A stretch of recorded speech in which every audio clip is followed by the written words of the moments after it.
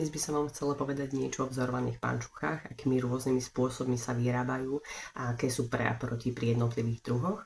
Ahojte, vítajte pri tomto videu. Dúfam, že sa vám bude páčiť a dáte mi vedieť do komentára, že či áno alebo nie, alebo či ste našli nejaké užitočné informácie.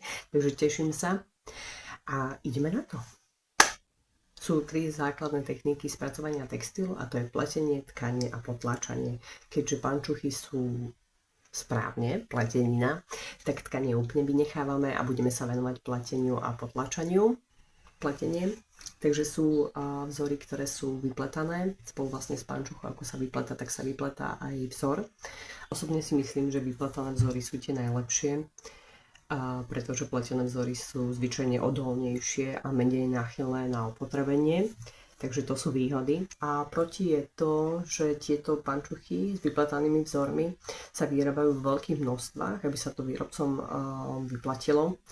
Avšak nie všetky vzory sú natoľko dobré alebo zaujímavé, aby sa vypredali. A potom vlastne idú do zľavy. Ak sa vlastne nepredajú v zľave, tak vlastne potom vzniká z toho textilný odpad. Čo sa týka potlačených pančúch, tak sú tam tri také základné druhy potlače, ktoré sa používajú a to je potlač pomocou fólií, ďalej je to sublimačná potlač a sieťotlač. Takže potlač pomocou fólií sa vlastne robí tak, že sa fólia buď sa vystrihne alebo sa naraže laserom. Tá daná fólia sa dá na pančuchy a potom sa to vlastne zalisuje.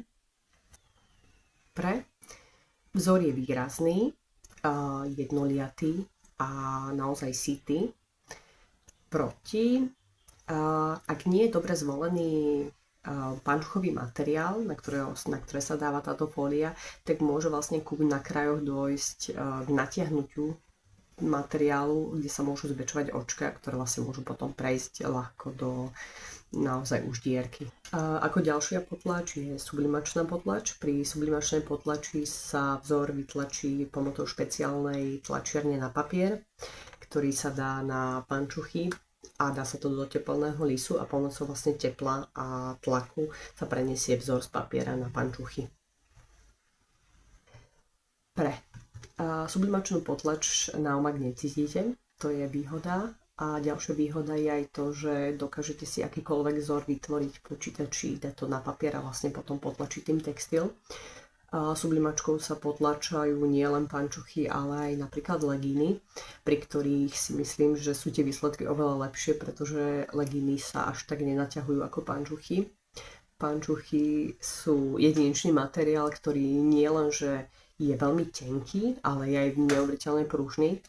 Žiadny iný materiál takýto ani nepoznám. A teraz si vlastne ukážeme, ako vzniká tá sublimačná potlač a aké sú skutočné tie výhody a nevýhody. Vítam vás u seba na zemi. Toto je môj tepelný list, ktorý nemá stolík, takže môžete sa kochať aj mojou podlahou. A táto časť je vlastne tá teplá časť, ktorá sa predhrieva, aby som vám mohla ukázať sublimačnú potlač. A tu už mám výtlačky, ktoré som si kedysi dávno vytvorila a dala vytlačiť. Sú to vlastne také listíky, takže uvidíme, ako to dopadne na tieto pančuchy. V týchto pančuchách som dala potom papier, aby sa mi to vlastne nepretlačilo na druhú stranu. Takže ideme na to.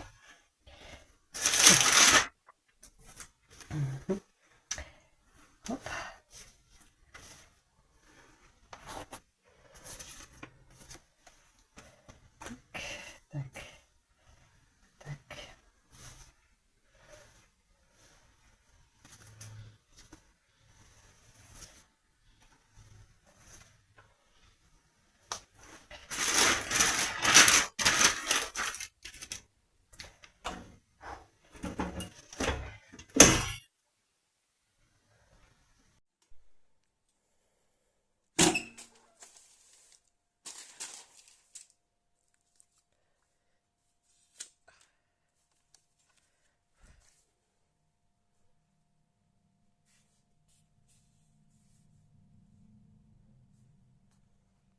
Sme si ukázali, ako vzniká sublimačná potlač na pančuchách, takže takto.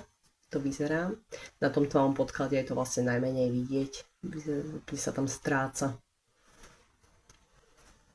Preto sa sublimačnou potlačou potlača biely textil, lebo je to tam vlastne najlepšie vidieť. A teraz vlastne prejdeme k pre a proti. Pre je to, že je to vlastne docela ekologické, pretože ak sa to vlastne potlačí, tak tam nevznikajú žiadne odpadové vody alebo niečo. A farba je hneď zafixovaná vo vnútri vlákna. Nevýhoda ale je, že po natiahnutí stráca sitosť farieb a závisí od toho natiahnutia, jak moc ju vlastne stratí. Takže môže sa stať, že na stehne tieto listy by vyzerali ako farebné flaky. Sieťotlač.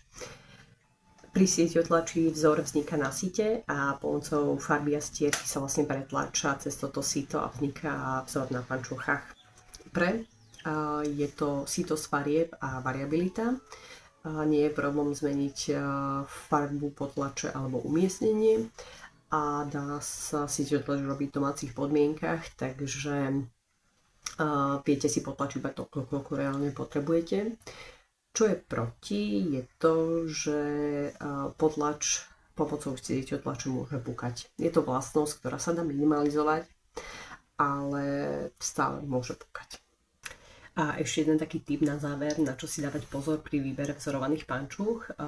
Vzorované pančuchy sú často fotené na extrémne chudých nohách. Nie je to len z estetických dôvodov, ale aj praktických, pretože na nohách, ktoré sú naozaj že chudé, dochádza k malému natiahnutiu, takže farby sú sitejšie, vzory sú jasnejšie a je tam vlastne vidieť aj menej chýb.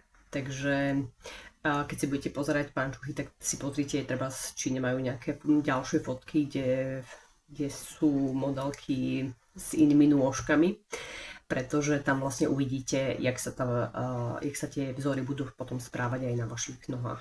A druhý typ je, pančuchy s vyplataným vzorom sa robia vo veľkých množstvách, ako som už vravela, takže sa môže stať, že výrobca ich ponúka potom rôznym značkám, ktoré ich ponúkajú za rôzne ceny. Takže ak sa vám podarí pri konkrétnom vzore dopátrať k výrobcovi, tak môžete vlastne ušetriť nemalé peniaze.